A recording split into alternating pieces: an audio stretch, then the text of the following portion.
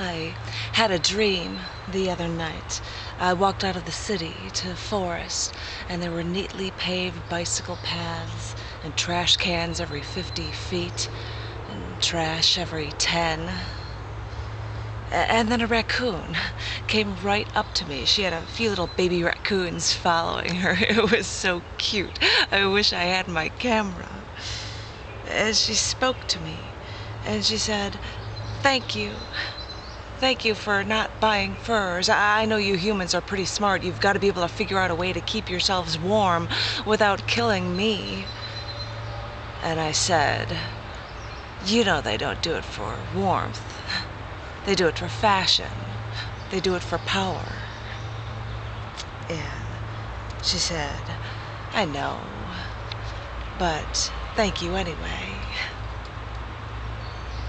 And then I walked a little further into that forest, and there was a stray cat, and she still had her little neon collar on with a little bell, and she walked a few feet, stretched her front paws. Oh, she looked so darling. And then she walked right up to me, and she said, "Thank you." And I said, "For what?" And she just looked at me for a moment. Her little ears were standing straight up. And she said, "In some countries, I'm considered a delicacy."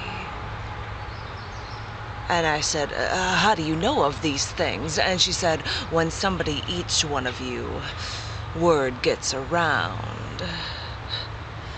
And then she looked at me for a second and she said, "And in some countries, the cow is sacred. Wouldn't they love to see how you humans prepare them for slaughter, how you hang them upside down and slit their throats so their still beating hearts will drain out all the blood for you?" She said, "Isn't it funny how arbitrary your decision to eat meat is?"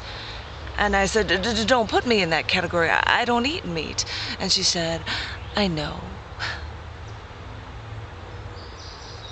And I walked a little deeper into the forest, managed to get away from the picnic tables and the outhouses that lined the forest edges. The roaring cars gave way to the rustling of tree branches, crackling of fallen leaves under each step. When the wind tunneled through, the wind whistled and sang as it flew past the bark and the trees.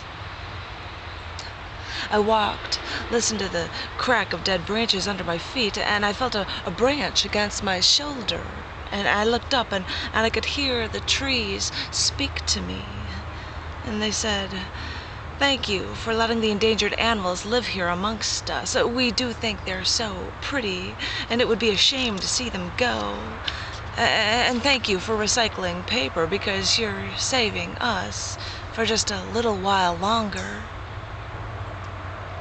We've been on this planet for so long, embedded in the earth. We do have souls, you know. You can hear it in our songs. We cling with our roots. We don't want to let go."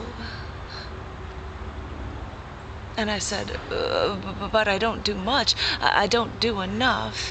And they said, "We know, but we'll take what we can get." And then I woke up in a sweat.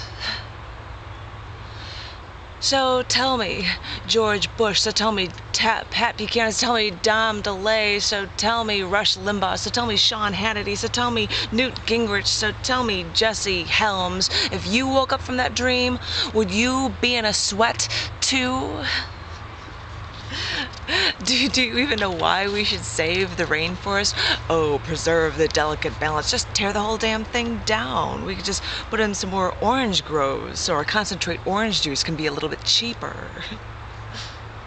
But did you know that medical researchers have a very, very hard time trying to come up with synthetic cures for diseases, all on their own? It helps them out a little if they can first find that substance in nature. And a tree that appears in the rainforest may be the only one of its species. Or one like it maybe 2 miles away instead of right next to it.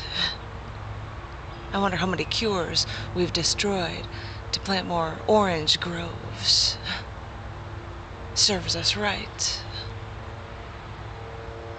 You know my motives aren't selfless. I know that these things are worthwhile in my life.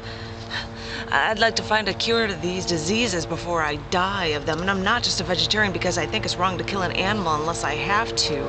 I also know that the excess protein pulls the calcium away from my bones and gives me osteoporosis. And the excess fat gives me heart attacks. And I also know that we could be feeding 10 times more people with the same resources used for meat production. You know, I know you're looking at me and calling me an extremist.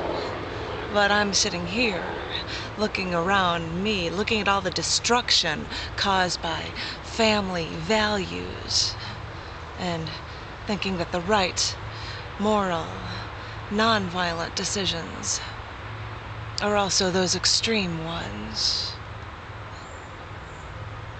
Everything is linked here. We destroy our animals so that we can be wasteful and violent. We destroy our plants. We destroy our earth. We're even destroying our air. We wreak havoc on the soil, on the atmosphere. We dump our wastes into our lakes. We pump aerosol cans and exhaust pipes.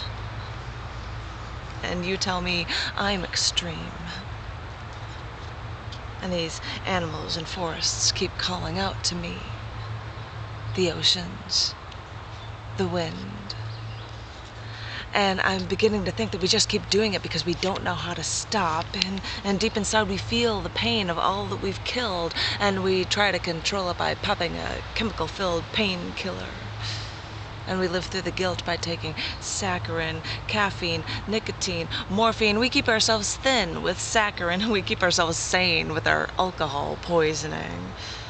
And when that's not enough, maybe a line of Coke. Or maybe shoot ourselves in the head in front of the mirror in the master bedroom. Or maybe just take some pills, walk into the garage, turn on the car, and just fall asleep. In the wild, you have no power over anyone else. Now that we're civilized, we create our own wild. Maybe when we have all this power, our only choice is to destroy ourselves. And so we do.